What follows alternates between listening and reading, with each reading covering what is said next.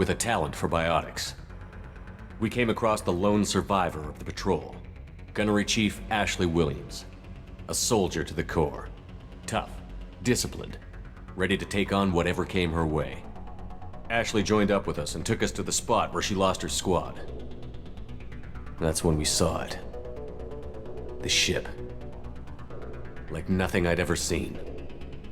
It was massive, scorching the colony and everything around it as it blasted away. We followed the path of destruction to an artifact, a beacon left by a long-dead race called the Protheans. The colony had dug it up, and whoever attacked them had tried to take it.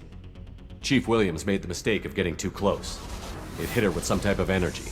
I grabbed her and threw her out of the way. That's when it hit me. Hard. Every muscle in my body went rigid. I couldn't move, could barely breathe. Everything went black. And then I saw something. A vision. Dream. A nightmare. By the time I woke up, we were halfway to the Citadel on our way to meet the Council.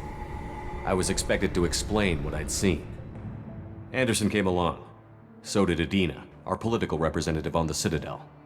With those two heavyweights, it seemed reasonable we could persuade the Council that the ship we'd seen was a potential threat, as was the individual behind the attacks. The main suspect for the Eden Prime massacre was a Turian Spectre named Saren. He'd been seen by one of the survivors from the colony at Eden Prime, and there was some evidence to suggest that the ship was connected to Saren. But even Adina's pointed accusations weren't enough to convince the Council. They just couldn't believe one of their chosen elite Spectres could be guilty of something like that. They needed proof, which meant I needed proof. Fortunately, I wasn't alone in my search. Garrus, another Turian, wanted to help. A top agent for Citadel Security. Despite orders from his superiors that he shouldn't get involved, he told me he was suspicious of Saren, and he had some useful leads. More importantly, he was willing to share them. That led me to Rex, the biggest, nastiest-looking Krogan bounty hunter I'd ever seen. He turned out to be more than just a brute. It was his intel that led to a fugitive with incriminating evidence on Saren. The fugitive turned out to be an energetic little Quarian named Tali. A tech expert with a knack for hacking, she'd procured some information on Saren. Evidence that proved Saren was dirty. Tali's evidence proved that Saren was responsible for the massacre on Eden Prime, and that the immense warship we'd spotted was in fact Saren's flagship. But it went much further. Saren was trying to find a way to bring back a race of sentient machines from dark space. Machines allegedly responsible for cleansing the galaxy of all organic life. These Reapers were blamed for wiping out all life 50,000 years ago, including the Protheans, then disappearing back through the mass relays to dark space, leaving no trace they'd ever been. That explained why Saren was after the beacon, and it made some sense out of my visions. But not much else. We couldn't convince the Council that the Reapers were a threat, but they agreed Saren had to be stopped. They stripped him of his Spectre status and gave me the honor of becoming the first human Spectre. My first task? Bring down Saren. Anderson decided to stay behind, giving up his ship, the Normandy. He told me I would need it more than he would. He also pointed me in a direction. Liara, a Prothean expert, adept in biotics, and maybe most importantly, daughter of Benezia, Saren's top lieutenant. And like most Asari, as beautiful as she is intelligent, and born with a unique ability to meld with other species. Liara was able to help me decipher some of the vision the beacon had given me. Nothing concrete, but it gave me some clues. And a new appreciation for the Asari. Her technique for accessing my vision was unexpected, but not at all unpleasant. Ashley was a little concerned about the connection I shared with Liara. As commander, I knew either relationship had the potential to interfere with the mission. I told Ash I wasn't interested in Liara. I had my eyes on someone else. But we agreed we wouldn't let it get in the way of our mission. Finding Saren. Thanks to Liara's help, we had our next lead, Benezia. Saren had taken her to Noveria, where he'd enslaved a dangerous race of insect-like creatures, the Rachni. He ordered Benezia to use the same technique Liara had used on me to extract information from the Rachni Queen. The Queen's drones were everywhere, and they weren't happy. We had to fight through hundreds of them to get to Benezia. By the time we arrived, Saren was gone, with the information. I tried to reason with Benezia, but Saren had indoctrinated her. He had somehow acquired the ability to control people's actions and wills. Benezia wouldn't surrender, and Liara was forced to watch her mother die in her arms. And I was left with an angry, dangerous Rachni queen to deal with. She claimed her drones would do no harm if I released her. But the Rachni had terrorized the galaxy before. I couldn't do it. I wouldn't doom an entire species for past sins. And the Queen was true to her word. She left and took her army of drones with her. With Saren's top lieutenant dead, he was quickly running out of time and places to hide.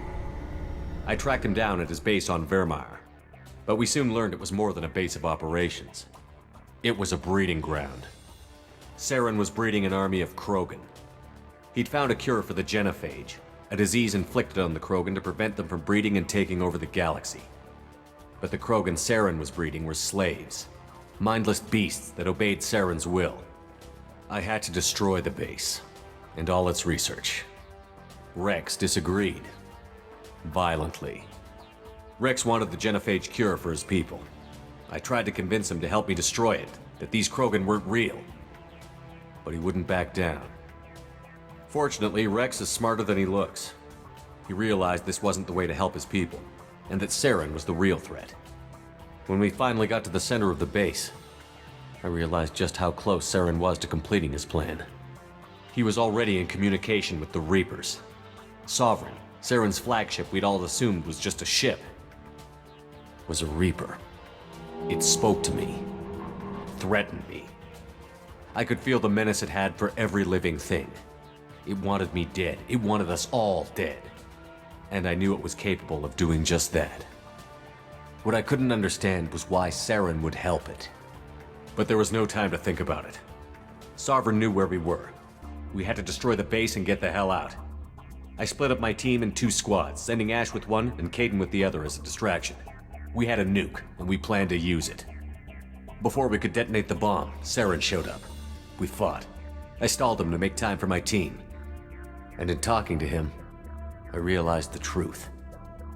It wasn't Saren who was indoctrinating everyone. It was Sovereign, the Reaper. And Saren was in deeper than all of them. He tried to convince me he was still in control, said he found a way to reduce the Reaper's influence, but he was kidding himself. Or believing the lies Sovereign was telling him. Before I could convince him to stop, he ran, leaving me just seconds to extract my squad mates. I tried, but I wasn't fast enough. I could only save one of them. Kaidan was a good man, and a great soldier. But I had to choose, and I chose Ash. That was the last time Saren would slip away from me. I knew then, the next time we met, one of us would die. With my team mostly intact, we chased Saren and his army to Ilos, a long-lost planet that had once belonged to the Protheans. As we prepared for what we knew would be a desperate fight, I spoke to my crew. We were just one ship, against Saren's growing army. I assured them all that despite the odds, we could defeat him. But Ash saw through my words. She knew I was hurting after Kaidan's death. She could sense my doubts. We both knew this mission could be our last. Until that moment, we'd put our feelings aside for the sake of that mission. But why wait? We gave in to each other, and it was perfect. While it lasted. We arrived on Ilos, close behind Saren. Once on the planet, we discovered a Prothean databank that helped me put the final pieces of my vision together.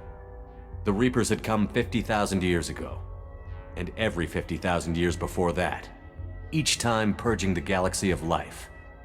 The Protheans had fought and died, like every species before them. But a few survived long enough to leave a parting gift. The Protheans had discovered that the Citadel was the key to controlling the mass relays. By sabotaging the Citadel, they found a way to close the relays to dark space, slowing the Reapers' return, giving us the time we needed to find a solution to stop the Reapers once and for all. Saren knew this. He was leading his army to take control of the Citadel and re-establish the relays to dark space, bringing the waiting Reapers here to destroy us all. We followed him to the Citadel. It was intact, but heavily damaged. He had caught the Council fleets by surprise, and they were only now regrouping. And with Sovereign as his flagship, there was little hope the fleets could counterattack with enough strength to take back the Citadel. But Saren was done running, and I was done chasing him. As the Alliance and Citadel fleets battled Saren's army outside, I cornered the Turian bastard in the Citadel tower and confronted him. He died believing that the Reapers would save him. As I fought to regain control of the Citadel, the Council's flagship, the Destiny Ascension, fell under attack. Despite Saren's death, Sovereign and Saren's army continued to fight. The Council was aboard the Destiny Ascension, and they were requesting assistance. But I knew in order to help them, I would have to put our Human Alliance fleet in jeopardy. The Council could be replaced. The fleets were needed here and now if we were going to defeat Sovereign. Even with the Citadel back in my control, Saren defeated, and the Normandy leading the combined galactic fleet, the battle against Sovereign, a single Reaper, was relentless. It took the combined fleets of humanity and the other races, but in the end, Sovereign fell. But the costs were immense. While humanity's efforts in the war earned us our first seat on the Council, it was a hollow victory. The Reapers were still out there. I knew the fight was far from over, but as the one who'd led the fight against Saren, I was given new responsibilities. The choice of humanity's first counselor was left for me to decide.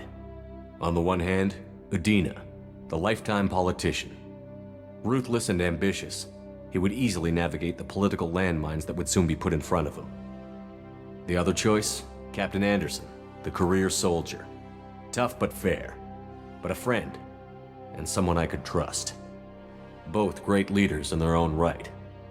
Anderson didn't want the job, which was a sure sign he'd be perfect for it. No ambition to get in the way. The war was over. The threat had passed. In time, the Council would rebuild itself. The Citadel could be repaired. Even the pain of lost friends would fade. But none of that mattered if the Reapers were still out there. And if they were all as powerful as Sovereign, we had to find a way to stop them. I had to find a way. I gathered my crew, took my ship, and went in search of answers. Officially, the Council would only say I was assigned to cleanup duty, rooting out any remnants of Saren's army. Just another routine mission.